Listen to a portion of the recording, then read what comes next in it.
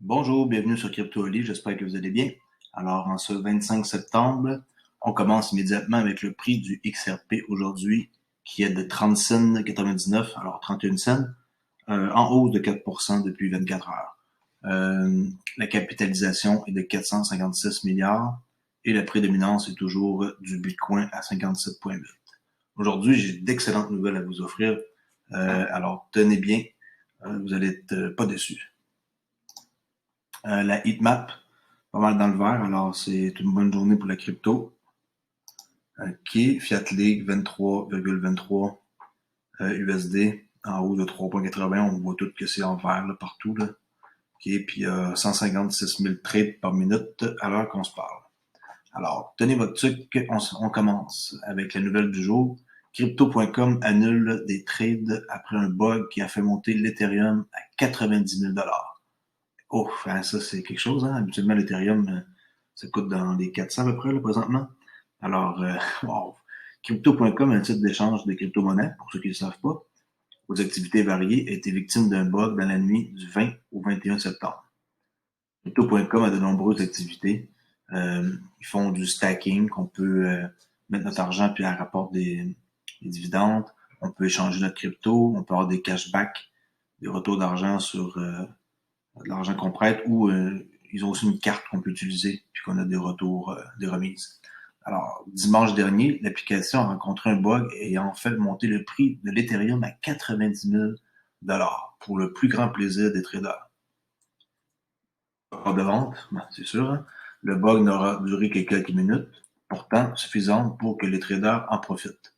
La paire d'échange Tether-Ethereum est ainsi montée jusqu'à 90 000 $, alors que le prix moyen pour l'Ethereum était de 380 $ au moment du bug.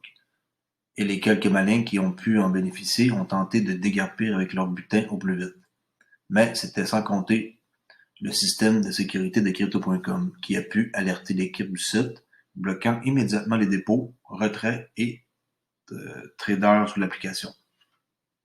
Le PDG parle aujourd'hui de pertes négligeables dans une série de tweets visant à rassurer les utilisateurs.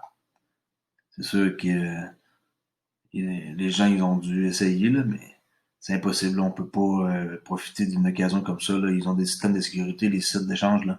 Si vous pensez qu'on est dans les années 2000, là, dans le début de l'ère d'Internet, là, ça a changé avec le temps. Maintenant, il y a des switches là, qu'on appelle là, switch off. Puis ça détecte une anomalie, puis ça va arrêter là, le trading. Là. Suite au blocage des fonctions du site, Crypto.com a considéré ces trades comme illégitimes et a donc annulé les transactions correspondantes ayant eu lieu pendant cette période. Dommage pour les traders, oui, qui pensaient avoir touché le pactole. Notons qu'à l'heure d'écrire ces lignes, les causes de ce bug n'ont pas été communiquées, mais les services sont de nouveau opérationnels et les fonds sécurisés. De quoi rassurer les traders qui apprécient, je veux dire, les justes prix, au risque d'être un peu moins attrayant pour ceux qui pensaient avoir fait la bonne affaire. J'ai pris ça sur Clubic. C'est rare que je vais prendre des nouvelles sur des sites français, mais c'est sûr que la lecture est plus facile pour moi là, que des mots, que des textes anglais traduits en français mal, là, mais habituellement je suis plus les nouvelles américaines. Alors, on enchaîne ici avec Arturo Portilla, euh, qui trouve que c'est super comme excitant d'apprendre le lancement du XRP Ledger Foundation. Ils ont lancé ça, le XRPLF. Selon le communiqué de presse, la fondation a reçu un don initial de 6,5 millions de KOI, pas bobine, KOI, là, le blog, là c'est parce que c'est traduit comme pas comme il faut, là. Ondulation, ben, Ripple, puis GitHub, ça c'est correct, là, c'est le bon nom, là, qui sera utilisé pour favoriser de manière significative la croissance de l'écosystème XRPL. OK, fait qu'ils ont lancé une fondation, bravo. Alors ici, une nouvelle de Ripple, en quoi que si vous recherchez une meilleure façon d'envoyer ou de livrer de l'argent, ben RippleNet il est là pour vous parce que c'est le réseau mondial de paiement le plus accessible au monde. Et là, on va rentrer dans un document que j'ai trouvé bientôt, oui, qui va vous expliquer des trucs vraiment importants par rapport au système ici de RippleNet.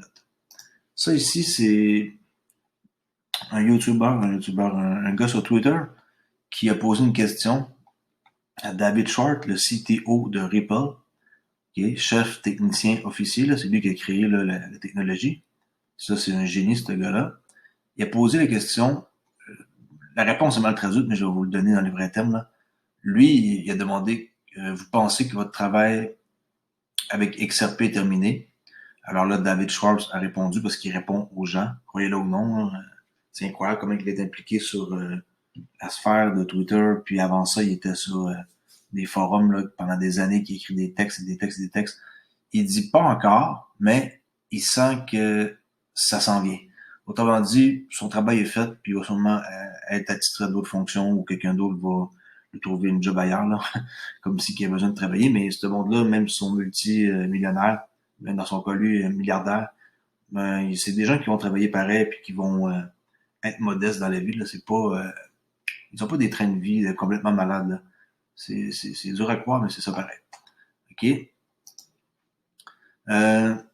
Ici, un jeton stable basé sur XRP, est-ce que c'est la solution? On sait depuis un certain temps que Ripple travaille sur une fonctionnalité permettant aux entreprises de créer leur propre jeton sur le registre XRP. Cela permettrait par exemple d'émettre des pièces stables et ainsi d'éliminer également le problème de volatilité d'XRP évoqué par Schwartz. Il y a même un gars tantôt là, qui a répondu à la question. À ce propos, un autre membre de la communauté XRP s'est adressé à Schwartz sur la manière dont la garantie d'un stablecoin, un jeton stable, basé sur XRP émis par Ripple serait conçue. Plus précisément, il a demandé à Schwartz si le jeton stable serait garanti par un dépôt de garantie sous la forme de XRP par Ripple en tant qu'entité centrale ou si la garantie serait mise en œuvre via des IOU numériques. Dans le fond, c'est comme un prêt. IOU, là, ça veut dire, je vais vous l'écrire ici, ben, I-O-W-E-I-O-U. C'est comme tu dois de l'argent à quelqu'un, c'est comme une entente, là. C'est une expression anglaise. Je crois que je l'écris comme du monde, là, j'espère que c'est O-W, ouais, c'est ça. Alors, sa réponse, elle a été ici, c'est ça, ouais. De plus, bon, l'utilisateur de Twitter, qui est lui, Gaspi, a également voulu savoir si le stablecoin, le jeton stable, aurait les mêmes propriétés que XRP afin de bénéficier des propriétés du XRP, excusez-moi, d'une part, et de représenter une monnaie décentralisée d'autre part. Alors là, on voit qu'est-ce qu'il a répondu. Ils ne sont pas entièrement décentralisés car leur sécurité repose sur une entité pour fournir un flux de prix précis. Mais un système décentralisé gère leurs garanties et les fait fonctionner comme XRP pour effectuer des paiements. Bon, je ne suis pas sûr d'avoir compris exactement ce qu'il voulait dire, le fond de sa pensée, mais en gros, c'est que c'est le flux qui va déterminer comme le prix avec précision. Là. Alors, oui, ça peut être un jeton stable, mais d'une grande valeur. C'est comme ça que je peux comprendre ça. OK. Ici, bon, on arrive au document que je voulais vous montrer sur le site de Ripple, RippleNet, le réseau de paiement mondial le plus accessible au monde. Même si ici, c'est pas mis à jour quotidiennement, ça reste que les données sont assez précises. Ça, c'est des clients qu'ils ont, TransferGo, MUFG, MoneyGram, Santander, très grosse banque, iRemit.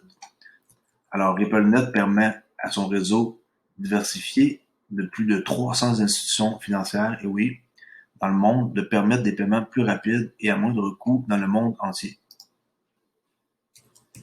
Moi, j'ai pris une gorgée d'eau. Rejoignez RippleNet pour accéder rapidement à de nouveaux marchés, étendre vos services et offrir la meilleure expérience client en matière de paiements mondiaux d'aujourd'hui. Okay? C'est partout dans le monde, c'est fiable, instantané, et ça coûte rien, ça coûte zéro. Vous montrez le prix que ça coûte, là. Pour en faire une transaction, peu importe le montant, 0,1, 2, 3, 4, avec un 1. C'est un 1 ou un 4? Ouais. En tout cas, il y a 4 zéros suivi d'un 1 ou un 4. Là. Ça, c'est le prix du XRP. Ça, là, pas le prix du XRP. Ça, c'est ça que ça coûte pour faire une transaction. Alors, c'est pas cher, là. C'est incroyable, là. On s'entend là, que, écoutez, là, si vous réussissez à battre ça là, pour faire une transaction, les banques qui vont adopter ça, c'est sûr. Là. Comment ça fonctionne, RippleNet? Avec une seule connexion, accéder à la meilleure technologie de blockchain pour les paiements mondiaux, aux capacités des paiements dans plus de 40 devises. Okay, c'est important à dire. Avec la liquidité à la demande, le ODL, qu'est-ce que j'ai déjà montré, qu'on voit les transactions dans les corridors. Okay. Pour ceux qui ne savent pas c'est quoi les transactions dans les corridors en temps réel, je vais vous montrer. Demande.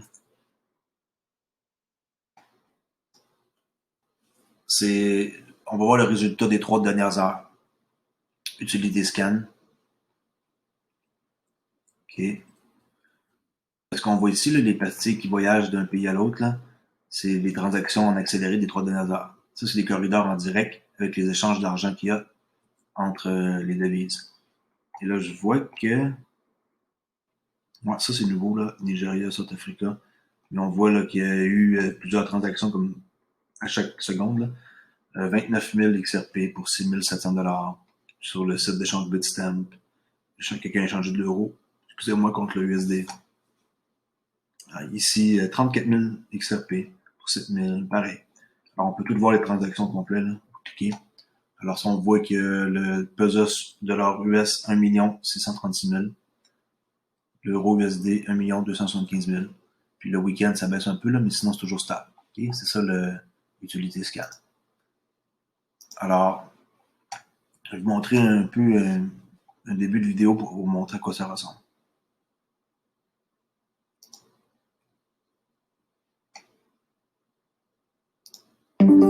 For network users, again, these are corporates, SMEs, small banks, and other payment providers, RippleNet provides a standardized API-based interface to originate payments through their banking partner.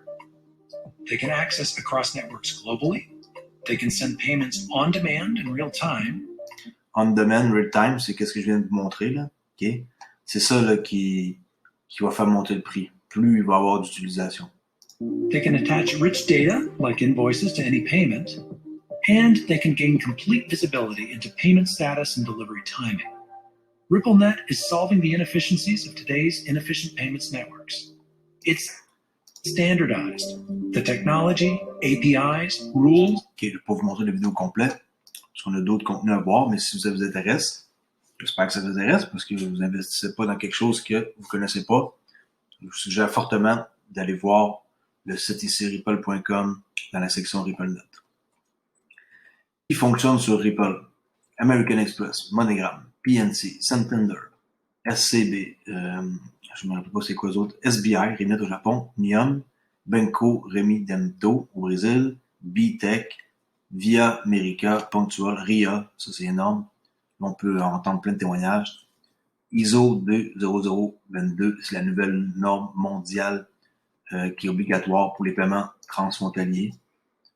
Pour aider à permettre cette prochaine étape de l'interopérabilité, c'est là que ça va jouer. L'interopérabilité, là, c'est le mot le plus important à retenir de 2020. Là.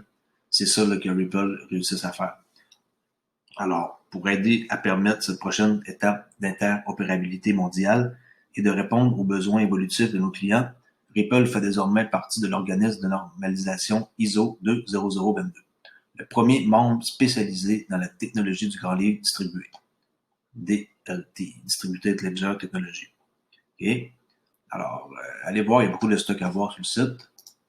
On continue ici avec une nouvelle de Christine Lagarde, présidente de la Banque centrale européenne, qui déclare que la Banque centrale européenne ouvrira une consultation sur l'euro numérique dans quelques jours. Puis, ben là, ça, c'est une nouvelle du 21 septembre, là, okay. Et qu'elle a récemment suggéré que les banquiers centraux de la zone euro sont sur le point de décider de poursuivre ou non le développement d'une CBDC. On s'entend que ça va continuer, là. Il n'y a pas de retour à l'argent papier, là. C'est terminé l'argent papier. Ça va être remplacé éventuellement, pas au complet d'un coup, là, mais éventuellement, plus tard, oui, au complet, mais il va toujours en rester pour des raisons comme essentielles, mais on s'en va vers la technologie de la monnaie numérique, que vous le vouliez ou non. OK. Ici, le frère jumeau, là, Tyler Winklevoss de Gemini, qui dit que lui, c'est un pro Bitcoin, là, c'est incroyable. Là. Bitcoin est le meilleur pour être de l'or. Attendez, Bitcoin est meilleur pour être de l'or que de l'or. Un peu bizarrement traduit, mais vous comprenez sûrement ce que ça veut dire. Et pas seulement progressivement, mais d'un ordre de grandeur 10 fois mieux. Lui, il vante les mérites. Là. On voit ici pourquoi il parle de ça. Le Bitcoin versus l'or. C'est 25 livres par barre qu'on peut transporter ici. Non, on peut juste envoyer qu'est-ce qu'on veut. Digital wallet ici, ça prend un endroit physique. C'est sûr que les bitcoins, c'est mieux que l'or. C'est clair, là. On voit ici le petit tableau simple. Mais où est-ce qu'il y a un manque? Ben là, c'est juste 200 milliards. Tandis que l'or, c'est 9 trilliards. Fait qu'ici, il y a un manque à gagner, là. Mais, vous pouvez regarder le tableau si ça vous intéresse. Je trouvais ça bon de vous mentionner ce soir. Ici, Jim Rickards, spécialiste de l'art, que j'adore écouter ses entrevues ou lire ses tweets. Lorsque les stocks chutent, les actions, l'or diminue, alors que les joueurs à effet de levier vendent de l'or contre de l'argent, okay, papier, pour répondre aux appels de marge sur les pertes d'actions et autres positions illiquides. Une fois que c'est assez bas, les mains fortes bondissent et l'or rebondit de nouveau. Alors, c'est comme ça que ça fonctionne, les grands joueurs. Relisez ça 2-3 fois, là, vous allez comprendre que ça baisse en même temps que les actions. Et ensuite, il y a des appels de marge pour liquider des positions qui sont pas illiquides. Puis après ça, aussitôt que ça atteint un creux, ben, ils rachètent en gros, puis le prix monte, puis ils font énormément d'argent. Ici, inquiétez-vous pas, on va pas à travers 40 pages. Là. C'est un document sur la blockchain que Ripple a fait. Je vais vous montrer quelques affaires majeures. Là. Les investisseurs, là, Accenture, SBI Group, Santander. On voit ici les bureaux de Ripple sont où dans le monde? San Francisco, New York, London, Luxembourg, Mumbai, Singapour, Sydney, Tokyo. Okay. Ben là, ça, c'est 11 de 300 clients, mais là, le document est vieux. Donc, 300 clients. Là. RBC, j'ai aucune idée. Là. J'ai découvert ça il y a pas longtemps. C'est ici au Canada. BMO, Banque de Montréal. Ça, c'est une de mes banques. Alors, on voit plein de gros joueurs ici. On voit des graphiques. Juste faire un screenshot. Comme ça, vous allez pouvoir les étudier à quoi ça ressemble. OK. Ça. Simple, là. Il y a vraiment pas grand-chose. La banque avec un message, un ledger, l'Inter-Ledger Protocol qui valide avec un connecteur. Puis Ripple, ben c'est là, sa job est là. Les performances, oui, c'est intéressant. Là.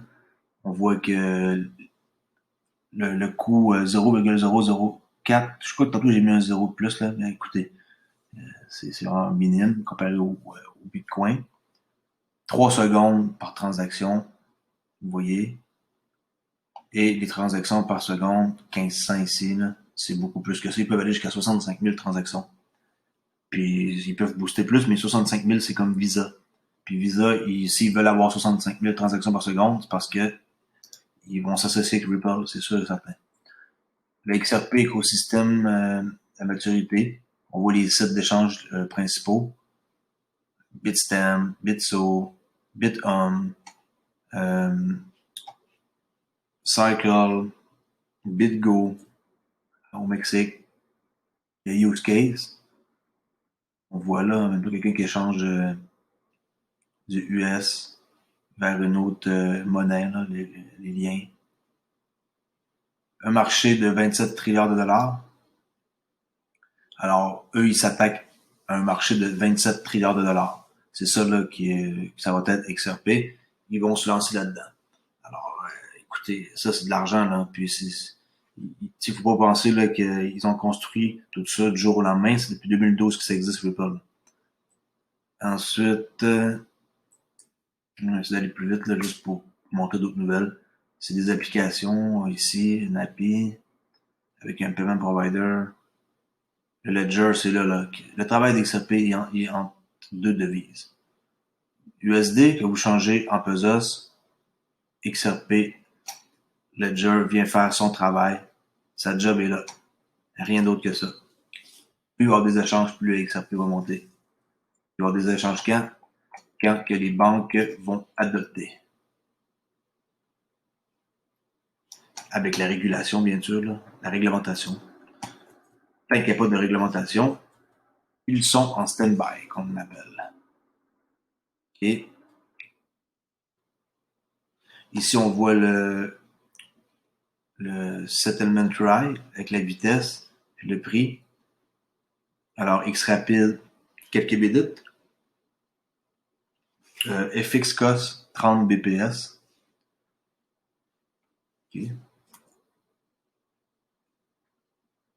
Je fais le tour vite fait, là, je vais juste avancer.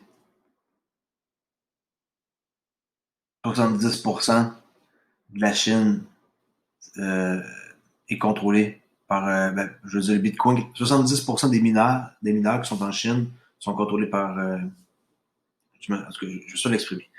En Chine, 70% de tous les bitcoins sont contrôlés par des mineurs. Alors, ils sont 4 ou 5 mineurs, alors ils peuvent faire vraiment n'importe quoi avec le prix. C'est pas intéressant de comme miner des bitcoins maintenant avec tout qu'est-ce que ça engendre comme coût puis comme énergie qui est pas verte, mais pas verte du tout. Okay? Ça ici, c'est des validateurs qui sont partout dans le monde. Tokyo, pas pas ici la ville là. Okay? Telendus, GitHub, Microsoft, WorldLink, Bitso. C'est un endroit où il y a les serveurs, dans le fond, c'est ici. Je me suis mal exprimé, ok? Des validateurs. Ça, c'est un exemple de Proof of Work, comme les Bitcoins. POW. On voit que c'est catastrophique, là, et dangereux en plus pour le courant et tout. Et là, on voit ici à Tokyo à quoi ça ressemble et regardez comment c'est beau. Allez voir la beauté de tout ça. Et voilà, ça, c'est les serveurs. Ça ou ça. Qu'est-ce que vous préférez? Des bitcoins comme ça ou ça? Le choix est facile, hein? OK. C'était tout pour ce document-là. Ici, Ganesh Iramat, désolé pour ton nom, je l'ai mal dit. XRP mentionné comme stablecoin par Paiement Canada. Ça, c'est intéressant de voir le document. Ça parle que le Ripple XRP et Stellar, okay, Network, serait comme parmi les deux, comme deux catégories, là, Central Bank et le privé. Dans le privé, Public Full Open Digital Currency Stablecoin, Ripple, XRP et Stellar Lumens. Pour le privé, ça serait la Libra de Facebook. Et pour les commerces, les banques commerciales, le JPM Coin, JP Morgan Coin, là, qui s'échange entre eux avec un stablecoin, USDC, là, qui garde sa valeur. Fait que eux, c'est entre banques qui s'échangent ça. Eux, c'est dans le privé pour fournir liquidité peut-être.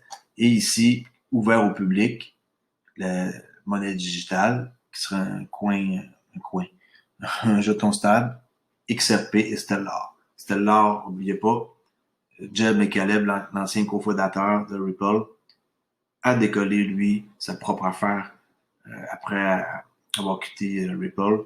Et ça s'appelle Stellar Lumen, des XLM, qui sont encore à très bon prix si jamais vous voulez en acheter. Mais faites vos recherches. Mais je vous dis, c'est la même affaire que XRP, mais dans d'autres fonctions qui sont plus comme locales. Ensuite, la Banque centrale chinoise annonce que le renminbi numérique est prêt à être déployé. Okay, nouvelle du 21 septembre. La Banque populaire de Chine, la PBOC, annoncé via son média officiel que tous les préparatifs étaient terminés pour le lancement de sa monnaie numérique de la Banque centrale. Ils l'ont essayé, ils l'ont testé pendant 6 ans, comme dans le fond, trouver comment faire. Ils l'ont lancé là, peut-être 1 mois ou 2, ils l'ont arrêté, il y a eu des trucs qui s'est passé, ils ont préféré attendre un peu, puis là, apparemment, ils seraient prêts à le lancer une fois pour toutes. Et alors, l'article indiquait que la PBOC avait entamé des recherches sur une monnaie numérique statuaire en 2014. Comme je disais, là, ça fait au moins 6 ans qu'ils travaillent là-dessus. Et qu'en janvier 2017, elle avait créé un institut de recherche sur la monnaie numérique. Ils sont vraiment à l'avance, les Chinois, c'est incroyable. En avril 2020, la PBOC avait soumis 22 demandes de brevets couvrant l'émission de monnaie numérique, 65 concernant la circulation de la monnaie numérique et 43 concernant des demandes, ce qui aboutit à la formation d'une chaîne industrielle complète. La PBOC a annoncé fin avril 2020 qu'elle avait commencé les tests internes de la CBDC, Central Bank Digital Currency, sur des sites tels que Shenzhen, Chuzhou, le nouveau district de Xiongyan et Chenzhou. D'où, pas facile à dire, hein? Ainsi qu'il y a des sites des Jeux olympiques d'hiver. Depuis août, rapports ont émergé indiquant qu'au moins 4 des 6 grandes banques d'État ont commencé les essais de portefeuille en renminbi numérique, y compris la Banque agricole de Chine, la ABC, la ICBC, Bank of China, BOC, et la China Construction Bank. Alors, bravo la Chine, je peux rien dire de plus. Vous êtes vraiment rapide, puis je sais que c'est eux qui vont lancer en premier le système, puis après ça, toutes les autres vont tout suivre. Si tu ne suis pas, t'es foutu, là, les banques qui n'ont pas le de suivre. Brian Brooks, de l'OCC, l'Office contrôleur de la monnaie, c'est lui qui décide là, de bien les affaires, que la croissance, c'est un tweet ça, qui date du 21 septembre, la croissance rapide des projets de jetons stables peut signaler un système de paiement du futur compatible à la blockchain. Le USOCC est heureux de fournir des conseils aux banques qui soutiennent ses actifs. Il est souvent sur Twitter, là, je trouve qu'il est beaucoup présent, c'est super de voir qu'il s'implique. Il nous tient au courant de tout ce qui se passe. Le PDG de Binance US, il suggère que les entreprises qui n'envisageraient pas d'intégrer la crypto sont complètement ignorantes. Le PDG a qualifié les actifs numériques de solutions résistantes aux pandémies pour les entreprises. Dans une interview du 21 septembre, Coley, ça c'est une fille là, qui est la CEO de Binance US,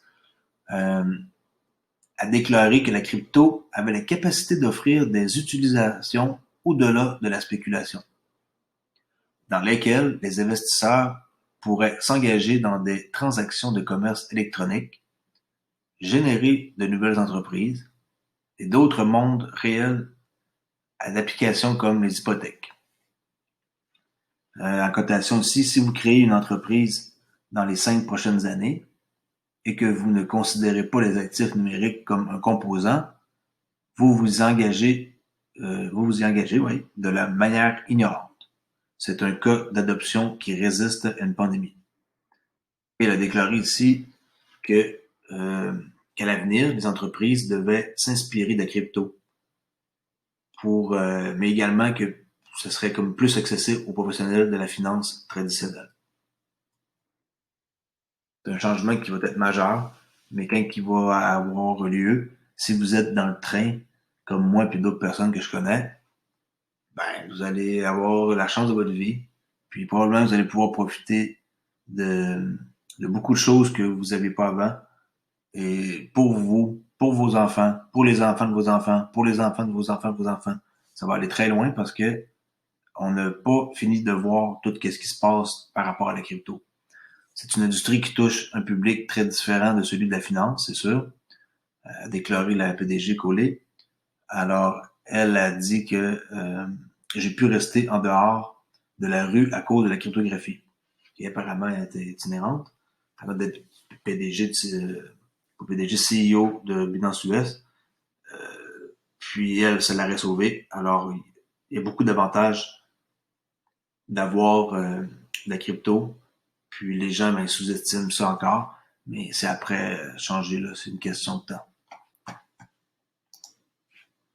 Ah, ici, ça, c'est une peinture que je voulais vous montrer d'un camionneur qui a peinturé ici Hulk avec le côté de Run on XRP. Je trouve ça comme pas pire de vous le montrer. J'ai pris ça d'un tweet là, sur un gars que je suis. Alors, bravo, là, c'est une belle peinture, là. Super. Puis oui, XRP, ça me fait penser aussi à ça, là. Une espèce de gros Hulk comme ça, là, qui est fort, puis puissant, puis plein d'énergie. OK.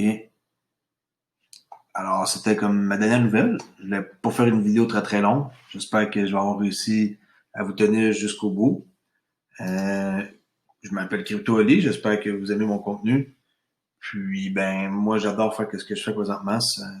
C'est quelque chose que j'avais l'intention de faire depuis un petit bout.